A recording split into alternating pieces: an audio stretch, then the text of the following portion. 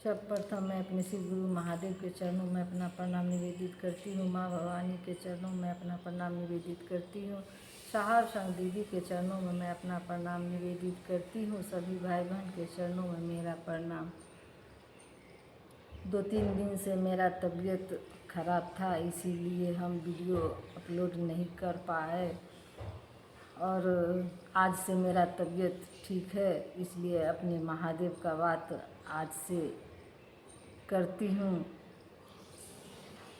हे भाई बहन, साहब श्री उनको चमत्कारी सीखने का शौक़ था और वह 8 साल के उम्र से ही वह आरा के गांधी श्मशान घाट में वह चमत्कारी सीखने के लिए जाते थे और जब जाने लगे तो वह 14 साल तक श्मशान जाते रहे और उनको जो है सो कोई परिणाम नहीं मिला। 14 लौकिक को गुरु बनाए, कोई परिणाम नहीं मिला। उसके बाद श्मशान में वह सोचे कि हम 14 साल बिता दिए हैं, हमको कोई फ़ायदा नहीं हुआ, हमको कुछ भी नहीं मिला। तो वो उनके पिताजी उनके माताजी से कहा करते थे कि जानते हैं भगवान शिव को कहते हैं। तो यह बात साहब सुने थे। अचानक से श्मशान में उनको याद आया कि भगवान को शिव कहते हैं तो शिव ही गुरु क्यों नहीं। और यह बात सोच कर के उन्होंने शिव को अपना गुरु बनाए और अपना गुरु बना कर के जब बनाए, वो अपना गुरु बनाए, तब जो है उनको वह प्रेतों सब जो है उनको बहुत परेशान करने लगा।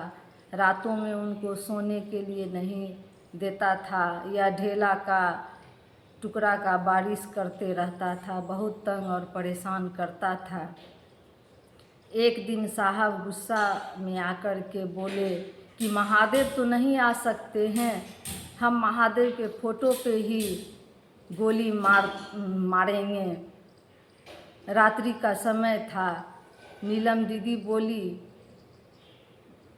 कि रात का समय है, आप उनके महादेव के तस्वीर पर गोली मारिएगा तो अगल बगल का आदमी है, बगल में थाना है, सब कोई आ जाएगा तो क्या कहेगा। यह बात नीलम दीदी बोली तो साहब फिर मान गए। उसके बाद दूसरे दिन एक साधु विकराल रूप में जटाधारी और लंबा और पूरे बदन पे भस्म रमाए हुए और गले में रुद्राक्ष की माला, पूरा हाथों में रुद्राक्ष की माला पहने हुए और आवाज़ देते हैं कि माँ प्रसाद ले लो, माँ प्रसाद ले लो। नीलम दीदी माँ घर से निकली और बोली कि अच्छा हम आते हैं। अंदर गई और वहाँ से 5 केजी चावल और 5 रुपया उस पर रख करके और साधु को बोले कि यह ले लो। साधु बोले हम यह नहीं लेते हैं माँ, तुम प्रसाद ले लो। और वह साधु के हाथों में मिश्री का दाना था, वह मुट्ठी में रखे हुए थे और दीदी माँ को दिए। दीदी माँ ले ली प्रसाद। उसके बाद साहब जब आए तो उनको बताए कि एक साधु आया था, हमको प्रसाद दिए हैं, प्रसाद यहाँ है। तो साहब बोले कि छोड़ो, कोई प्रेत आया होगा, प्रेत के चक्कर में पड़े हुए हैं तो कोई प्रेत ही लेकर के आया होगा। फिर भी साहब के साथ में कुछ आदमी थे तो वो भी बैठे हुए थे। फिर साहब बोले अच्छा ठीक है लाओ प्रसाद।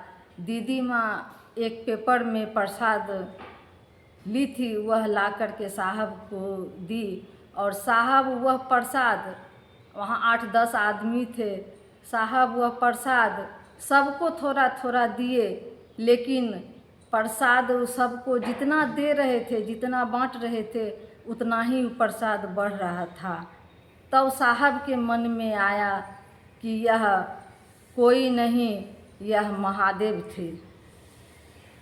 उनको इस बात का अनुभव हुआ, एहसास हुआ कि कोई नहीं, यह तो चमत्कार हो रहा है, यह तो महादेव ही होंगे। तब से साहब का मन समझने लगे कि यह महादेव आए हैं। और उसी रात से जो ढेला का पत्थर का बारिश होता था वह बंद हो गया। तब से और साहब के मन में हो गया कि महादेव ही थे। चमत्कार हो गया कि आज वह साधु आए, प्रसाद दिए, और आज से हमको जो है सो ढेला का बारिश नहीं हुआ हमारे घर में। महादेव का दया हुआ, महादेव ही थे और कोई नहीं था। इतना ही कह के हे भाई बहन, जितना हमको महादेव का ज्ञान था उतना हम आप सभी भाई बहन के बीच अपने महादेव का बात हम रखें। महादेव जितना हमको ज्ञान देंगे उतना हम महादेव का काम करेंगे। जो महादेव की दया होगी वही होगा, जो साहब दीदी का दया आशीर्वाद होगा वही होगा। सभी भाई बहन को प्रणाम।